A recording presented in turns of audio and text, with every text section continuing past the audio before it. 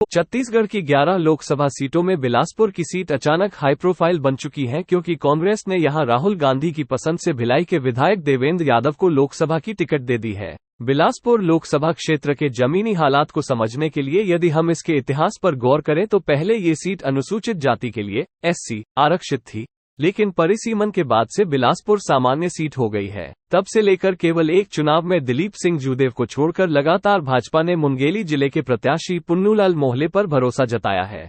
ऐसे में इस बार भी भाजपा ने जातिगत समीकरण को ध्यान में रखते हुए नए प्रत्याशी और पूर्व विधायक तोखन साहू को उम्मीदवार बनाया है। इस स्थिति में कांग्रेस के लिए ये सीट किसी बड़ी चुनौती से कम नहीं है। कांग्रेस ने पहली बार बिलासपुर में जातिगत समीकरण पर दांव चला है, जबकि अभी तक कांग्रेस पार्टी ने बिलासपुर लोकसभा सीट पर चेहरा देखकर प्रत्याशी तय किया था। इसके साथ ही प्रत्याशी चयन में नेताओं की गुटबाजी भी हावी होती नजर आई है। दरअसल इस बार कांग्रेस में ऐसा इसलिए भी संभव हुआ क्योंकि भाजपा के ओबीसी प्रत्याशी तोखन साहू के सामने जातिगत आधार पर उम्मीदवार चयन करना कांग्रेस के लिए चुनौती बन गई थी। साहू वर्ग के कैंडिडेट के मुकाबले कांग्रेस आला कमान ने ओबीसी वर्ग के यादव समाज से भिलाई विधायक देवेंद्र यादव को बिलासपुर के किसी भी नेता से ज्यादा मजबूत माना है।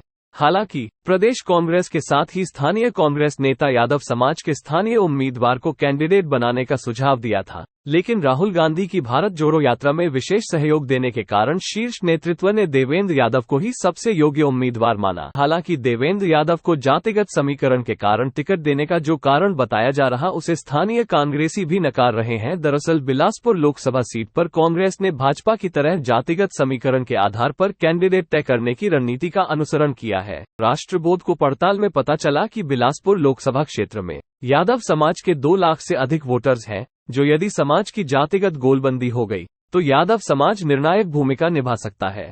बिलासपुर लोकसभा सीट पर 20,94,570 वोटर हैं, जिसमें 10,52,173 पुरुष तो 10,42,298 महिला मतदाताओं के साथ ही 99 तृतीय लिंग के मतदाता है। जातिगत वोटर्स के आंकड़ों पर गौर करें तो यहां सबसे ज्यादा सतनामी समाज के 3,11,000 से अधिक मतदाता है, जबकि दूसरे नंबर पर आदिवासी समाज से 2,65,000 से अधिक वोटर्स हैं। वहीं साहू समाज से 2 लाख से अधिक है और यादव समाज के भी 2 लाख से ज्यादा वोटर्स हैं। इसी तरह कुर्मी समाज के वोटर्स की संख्या 1 लाख से अधिक है, जबकि कैमवट समाज के वोटर्स 95,000 से ज्यादा है। इसके बाद ब्राह्मण समाज के 88,000 और मरार समाज के 75,000 मतदाता है। वहीं 70,000 से अधिक सूर्यवंशी समाज और 46,000 से ज्यादा मुस्लिम समुदाय के वोटर्स हैं। इस तरह से 16,03,607 वोटर्स में 12,25,000 समाज विशेष से आते हैं, तो वहीं 3,78,607 वोटर्स बाकी दूसरे समाज से हैं। बिलासपुर लोकसभा में जिले की 8 विधानसभा और मुंगेली जिले की 2 विधानसभा सीट शामिल हैं, जिसमें बिलासपुर सीट से भाजपा प्रत्याशी अमर अग्रवाल ने कांग्रेस के शैलेश पांडेय को 28,959 वोटों से हराया है। ऐसे ही बिल्हा विधानसभा सीट से भाजपा प्रत्याशी धर्मलाल कौशिक ने कांग्रेस के सियाराम कौशिक को 8,957 वोट से शिकस्त दी थी। तखतपुर विधानसभा सीट पर जोगी कांग्रेस से भाजपा में आए भाजपा नेता धर्मजीत सिंह ने कांग्रेस के रश्मि सिंह को 14,892 वोटों से हराया। वहीं बेलतरा विधानसभा सीट से विधायक सुशांत शुक्ला ने कांग्रेस के जिलाध्यक्ष विजय केशरवानी को 16,963 मतों से पराजित किया। जिले में केवल 2 सीट कोटा विधानसभा से अटल श्रीवास्तव और मस्तूरी से दिलीप लहरिया जीतकर विधायक बने हैं। ऐसे ही मुंगेली जिले के 2 सीट मुंगेली में पुन्नूलाल मोहले ने कांग्रेस उम्मीदवार को 11,781 वोट से हराया, तो लोरमी से भी डिप्टी सीएम अरुण साव ने 45,891 वोट से जीत दर्ज कर चुके हैं। जाहिर है कि इस हालत में कांग्रेस के लिए 1,41,000 वोटों के गड्ढों को पाटना लगभग असंभव सा नजर आ रहा है, क्योंकि अब बात मोदी मैजिक की है, जिनके चेहरे पर भाजपा चुनाव लड़ रही है। वैसे तो बिलासपुर 1996 से भाजपा के अभेद्य गढ़ के रूप में जाना जाता है, इसलिए भाजपा के इस गढ़ को भेदने के लिए कांग्रेस हर लोकसभा चुनाव में चेहरा बदल कर प्रयोग करती रही है, लेकिन इसके बाद भी कांग्रेस को असफलता ही हाथ लगी। वैसे चेहरा बदलने में भाजपा भी पीछे नहीं रही है। वर्ष 2009 से लेकर वर्ष 2019 तक हुए लोकसभा चुनाव में भाजपा भी हर चुनाव में नया चेहरा उतारती रही है। इसका फायदा भी बीजेपी को हर बार मिला और पार्टी की जीत का अंतर लगातार बढ़ता ही रहा। पिछले 2 लोकसभा चुनाव में कांग्रेस कैंडिडेट को करीबन 1.5 लाख वोटों के अंतर से हार का मुंह देखना पड़ा है।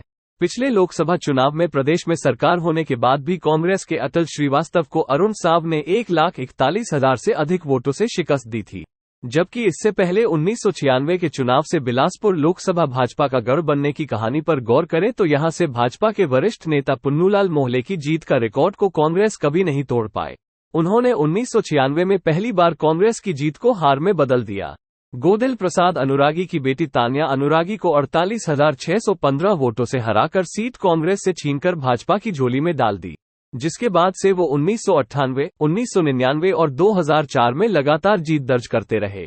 फिर 2009 में परिसीमन के बाद बिलासपुर सामान्य सीट घोषित हुआ।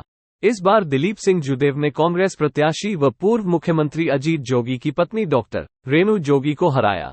फिर 2014 में भाजपा ने लखनलाल साहू को टिकट दिया। वहीं कांग्रेस ने करुणा शुक्ला को उम्मीदवार बनाया। इस चुनाव में लखनलाल साहू 1,50,000 से अधिक वोटों से चुनाव जीत गए।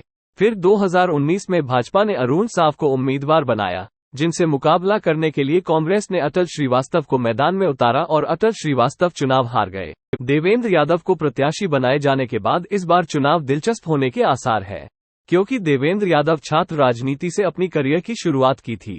NSUI अध्यक्ष और राष्ट्रीय महासचिव रहे हैं। 2018 में पहली बार विधायक बनने वाले देवेंद्र यादव मात्र 25 साल की उम्र में भिलाई के महापौर बनकर रिकॉर्ड बनाया था। फिलहाल उन्हें जब से कांग्रेस ने प्रत्याशी घोषित किया है तब से बिलासपुर में पुरानी गुटबाजी कम होने के आसार नजर आ रहे हैं, जिसका कुछ फायदा उन्हें मिल सकता है। लेकिन इसके साथ ये भी माना जा रहा है कि देवेंद्र यादव को भाजपा बाहरी प्रत्याशी बताकर माहौल को अपने पक्ष में मजबूत कर सकती है। इसके साथ ही देवेंद्र यादव के विरुद्ध कुछ पुराने आपराधिक मामले दर्ज है, जिसमें कोल स्कैम घोटाले में ईडी ने उन्हें आरोपी बनाया है। हाईकोर्ट से उनकी अग्रिम जमानत की अर्जी भी बीते 12 मार्च को खारिज हो चुकी है। इस मुद्दे पर भाजपा ने देवेंद्र यादव का एक पोस्टर भी जारी किया है, जिसमें देवेंद्र यादव को बिलासपुर लूटने की तैयारी करने वाला बताया गया है। कुल मिलाकर बिलासपुर में चुनावी घमासान बेहद रोचक हो सकता है, जिस पर राष्ट्रबोध की पैनी निगाह लगातार बनी रहेगी। राजनीति और समाज से जुड़ी ऐसी अनेक खबरों के लिए कृपया राष्ट्रबोध को सब्सक्राइब करें। Election desk राष्ट्रबोध।